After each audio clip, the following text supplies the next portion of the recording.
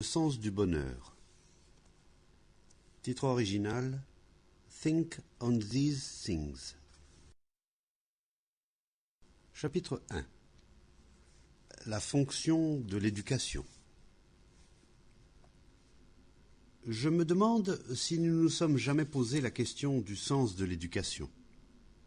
Pourquoi va-t-on à l'école? Pourquoi étudie-t-on diverses matières? Pourquoi passe-t-on des examens? Pourquoi cette compétition pour l'obtention de meilleures notes? Que signifie cette prétendue éducation? Quels en sont les enjeux? C'est une question capitale, non seulement pour les élèves, mais aussi pour les parents, les professeurs et pour tous ceux qui aiment cette terre où nous vivons. Pourquoi nous soumettons-nous à cette épreuve qu'est l'éducation? Est-ce simplement pour obtenir des diplômes et un emploi? La fonction de l'éducation n'est-elle pas plutôt de nous préparer, tant que nous sommes jeunes, à comprendre le processus global de l'existence? Avoir un emploi et gagner sa vie sont une nécessité. Mais n'y a-t-il rien de plus? Est-ce là l'unique but de notre éducation? Assurément, la vie ne se résume pas à un travail, à un métier. La vie est une chose extraordinaire, un grand mystère, ample et profond, un vaste royaume au sein duquel nous fonctionnons en tant qu'êtres humains.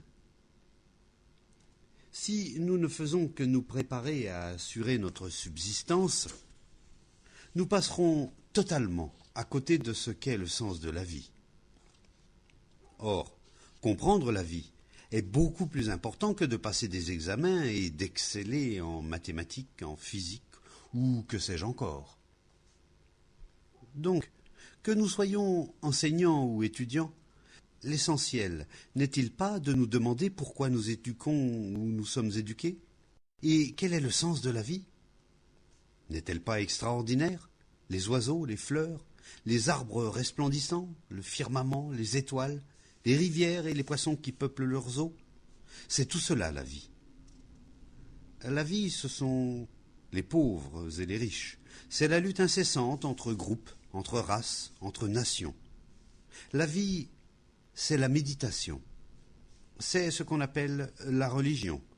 Mais c'est aussi l'esprit et ses subtils secrets, les jalousies, les ambitions, les passions, les peurs, les accomplissements et les angoisses. La vie, c'est tout cela et bien plus encore. Mais en général, nous nous préparons à n'en appréhender qu'un petit recoin. On décroche certains diplômes, on trouve un emploi, on se marie, on a des enfants, et l'on devient peu ou prou une espèce de machine. On reste craintif et anxieux, on a peur de la vie. L'unique fonction de l'éducation est-elle donc de nous préparer à répondre à une vocation, à obtenir la meilleure situation possible, ou bien de nous aider à comprendre la vie? Qu'adviendra-t-il de nous tous, une fois atteint l'âge d'homme ou de femme? Vous êtes-vous jamais demandé ce que vous alliez faire quand vous serez adulte? Selon toute probabilité, vous allez vous marier et avant même de comprendre ce qui vous arrive, vous serez devenu parent.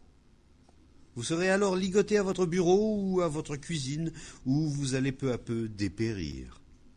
Votre vie va-t-elle se résumer à cela? Vous êtes-vous déjà posé la question? Cette question n'est-elle pas légitime? Si vous êtes issu d'une famille riche, une belle situation vous attend. Votre père peut vous assurer un emploi rémunérateur, ou vous pouvez faire un beau mariage. Mais là encore, vous allez vous abîmer, vous détériorer. Est-ce que vous saisissez?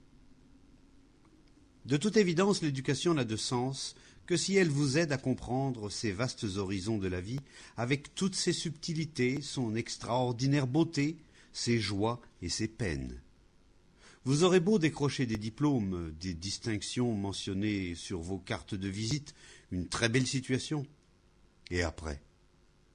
À quoi bon tout cela si en chemin votre esprit devient terne, las, stupide? N'est-il pas de votre devoir, tant que vous êtes encore jeune, de découvrir ce qu'il en est de la vie? Le rôle véritable de l'éducation n'est-il pas de cultiver en nous l'intelligence qui tentera de trouver la réponse à tous ces problèmes? Mais savez-vous ce qu'est l'intelligence? C'est assurément la capacité de penser librement, sans crainte, sans a priori, de sorte que vous commenciez à découvrir par vos propres moyens ce qui est réel, ce qui est vrai. Mais si vous avez peur, jamais vous ne serez intelligent. Toute forme d'ambition, quelle qu'elle soit, spirituelle ou matérielle, engendre l'angoisse, la peur. L'ambition ne favorise donc pas l'émergence d'un esprit clair, simple, direct, et donc intelligent. Il est essentiel que vous viviez vos jeunes années dans un environnement duquel la peur soit absente. En prenant de l'âge, nous devenons généralement craintifs.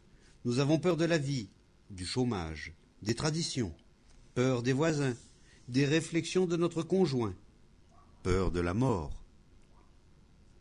La peur, sous une forme ou sous une autre, habite la plupart d'entre nous. Or, là où règne la peur, point d'intelligence. N'est-il donc pas possible pour nous tous, alors que nous sommes jeunes, de vivre dans un environnement exempt de peur, dans une atmosphère de liberté, celle-ci consistant non pas à agir à sa guise, mais à comprendre l'ensemble du processus de la vie. La vie est authentiquement belle, sans rapport avec ce que nous en avons fait, une chose affreuse.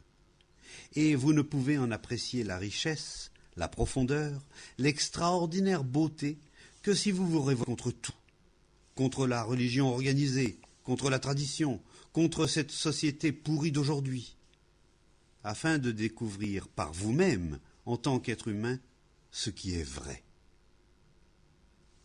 Ne pas imiter, mais découvrir, c'est cela l'éducation. N'est-il pas vrai?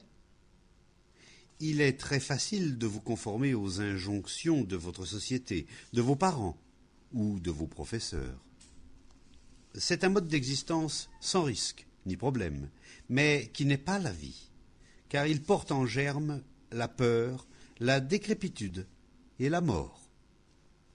Vivre, c'est découvrir par soi-même le vrai, et cela n'est possible que lorsque la liberté est là, lorsqu'il y a en vous, au plus profond de vous, une révolution permanente. Mais vous n'êtes pas encouragé dans ce sens. Nul ne vous invite à remettre les choses en question, à découvrir par vous-même ce qu'est Dieu, car si jamais vous vous rebelliez, vous mettriez en danger tous ces faux semblants. Vos parents et la société veulent vous voir vivre dans la sécurité, et vous de même. Vivre sans risque signifie en général vivre en imitant, et donc en ayant peur. Or, de toute évidence, le rôle de l'éducation est d'aider chacun d'entre nous à vivre librement et sans peur. Ne croyez-vous pas? Mais créer une atmosphère d'où la peur soit absente suppose une profonde réflexion tant de votre part que de celle du maître, de l'éducateur. Savez-vous ce que cela signifie et quelle merveille ce serait que de créer une atmosphère dénuée de peur? Et nous devons la créer, car nous voyons bien que le monde est en proie à des guerres sans fin, guidées par des politiciens toujours plus avides de pouvoir. C'est un univers de juristes, de policiers et de soldats, d'hommes et de femmes assoiffés de réussite sociale et se battant pour l'obtenir. Il y a aussi les prétendus saints, les gourous religieux et leur cortège d'adeptes. Eux aussi veulent le pouvoir, le prestige en ce monde ou dans l'autre. Ce monde est un monde fou, en proie à la confusion totale. Un monde où le communiste combat le capitaliste, où le socialiste résiste à l'un comme à l'autre, et où chacun a un adversaire et lutte pour parvenir en lieu sûr et atteindre une situation de pouvoir et de confort. Le monde est écartelé entre croyances contradictoires, distinctions de caste et de classe, nationalités qui divisent, stupidité et cruauté de tous ordres. Et c'est dans ce monde-là que l'on vous apprend à vous intégrer. On vous encourage à entrer dans le cadre de cette société désastreuse. C'est ce que souhaitent vos parents, et vous aussi vous voulez vous y insérer. Le rôle de l'éducation est-il donc simplement de vous aider à vous plier au schéma de cet ordre social pourri, ou au contraire de vous donner accès à la liberté totale de grandir en âge et en sagesse, et de créer une autre société, un monde neuf? Cette liberté, nous la voulons. Pas dans les temps à venir, mais là, maintenant. Sinon, nous risquons tous l'anéantissement.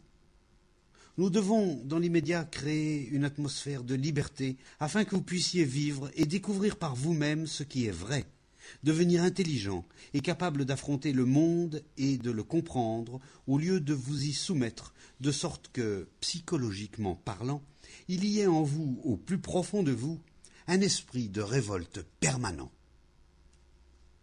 Car seuls ceux qui sont constamment en révolte découvrent la vérité, contrairement au conformiste qui obéit à une tradition.